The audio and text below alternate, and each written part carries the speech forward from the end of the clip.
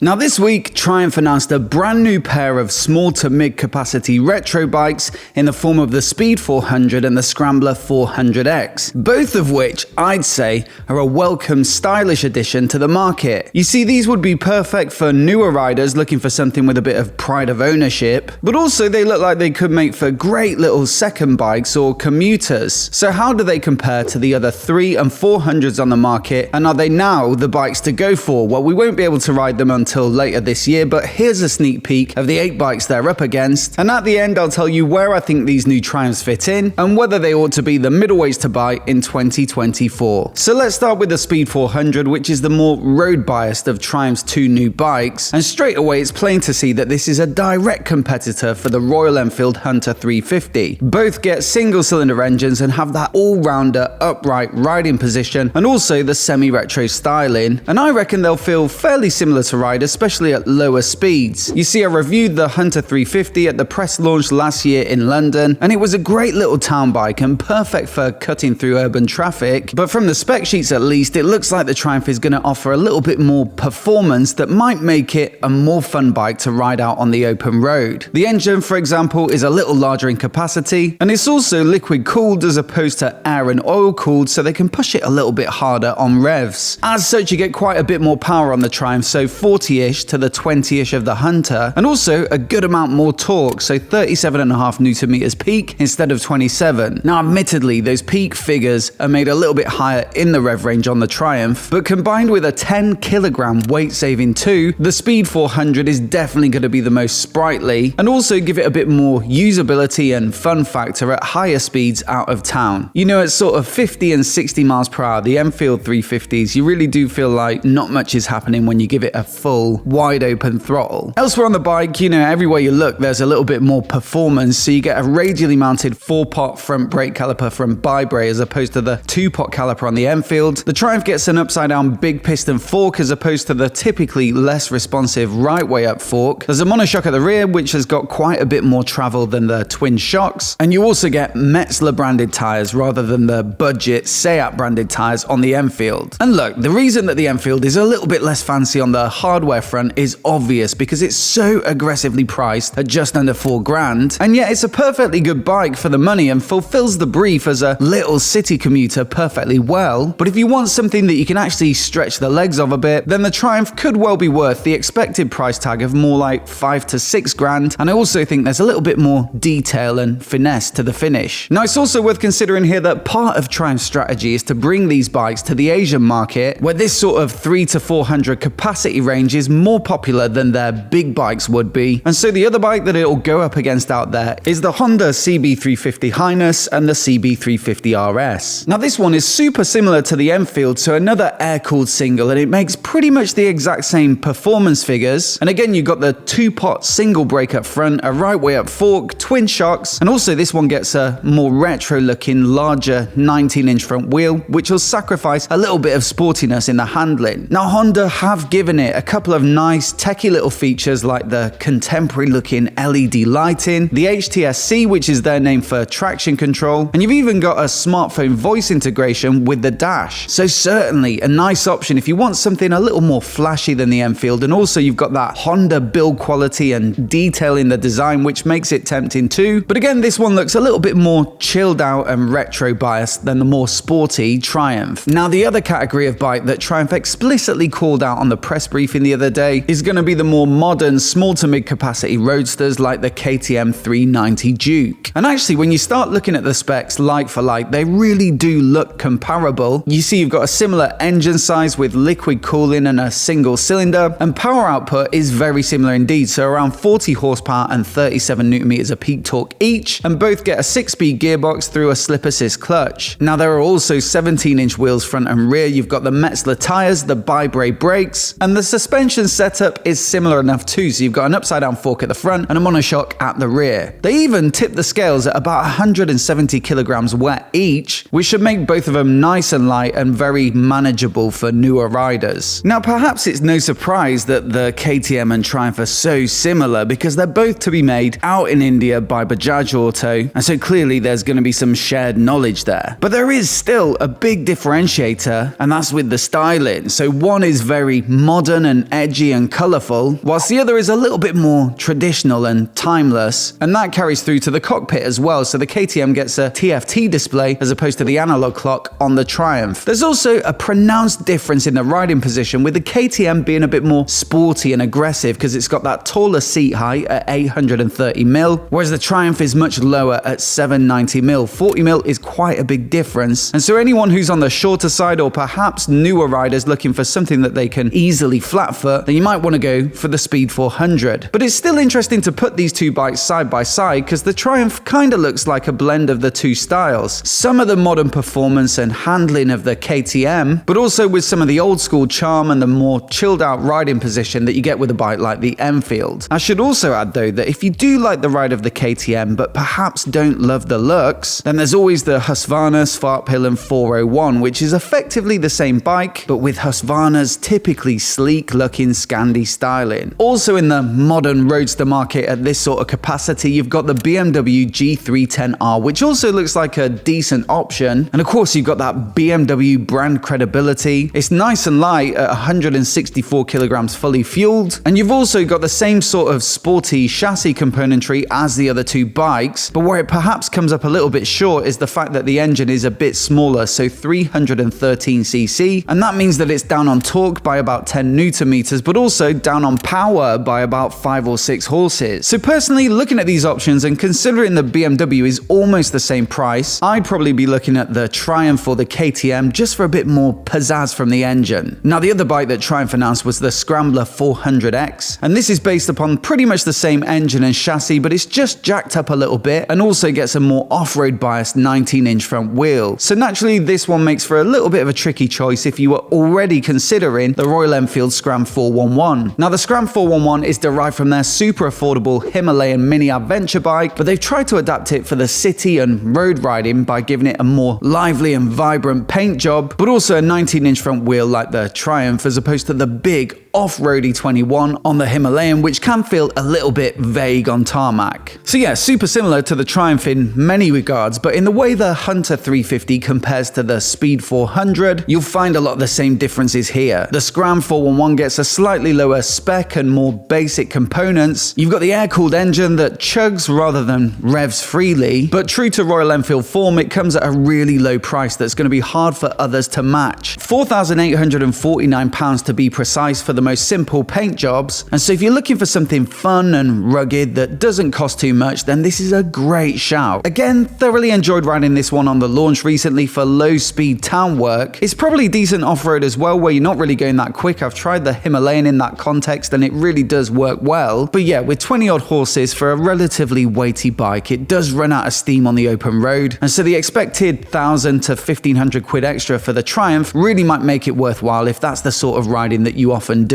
Now, like the Speed, the Scrambler stacks up pretty well against the equivalents from KTM and BMW, which are more so like baby adventure bikes. So you've got the 390 Adventure that comes in at £6,299, and it offers a lot of the same spec as the 390 Duke, but with that taller chassis, a bit more wind protection, and a larger 19-inch front wheel. The BMW G310 GS is a similar take on the G310R, so taller, wider, a bigger front wheel, and this one comes in at under £6,000. Now, where these two bikes might have the Triumph B is the bigger bodywork and the windscreen that comes as standard, and that's going to make them more comfortable over distance for light touring and winter commutes. But it is worth keeping in mind that there's a fly screen and luggage in the accessory catalogue for the Triumph, and so you could spec it up a little bit more in that direction if so desired, but of course that's going to push the price up. You know, I think actually the closest competitor for this Triumph again comes from Honda, and this time it's the CL500 Scrambler. Now, I've recently ridden this one a few months back, and it's a great little bike for the money at just under £6,000, and you've also got a twin-cylinder engine with a touch more capacity at 471cc, so more torque and more power, and this will give you a bit more of that big bike feel from the engine character, whilst also still being small and nimble and easy to ride. But I think the main drawback with this bike is the styling, which personally I don't mind too much, but I did get a lot of comments on my review, and visually it certainly did seem to split opinion. So it's definitely one I'll be looking to shoot a head-to-head comparison with the Triumph once I can get hold of one, but I can already say the Scrambler 400X definitely takes it in the looks department. So which bike should you buy when these two Triumphs go on sale in 2024? Well, definitely hit subscribe for our ride review as soon as we get hold of one, but on the face of it, the value for money from Enfield on the Hunter and SCRAM, it's always going to be difficult to match, and if you're super price sensitive or you've got a hard cap on your budget, then they're definitely ones to look at. Then you've got the BMW and KTM offerings, which do give you much more modern looks and performance too, but I think visually they won't be for everyone, and so the Triumphs appear to slot right in between, the best of both worlds if you will, with some of the stylish looks and design details of a retro, but then the liquid-cooled engine and sporty chassis that should make them awesome to ride. As always, I'd love to know which bike you'd pick, so do let me know down in the comments below, and if you didn't see my review of the Honda CL500 already, I'll link to it on the screen here so you can give it a click and give it a watch. Many thanks for watching today, and we'll see you in the next one.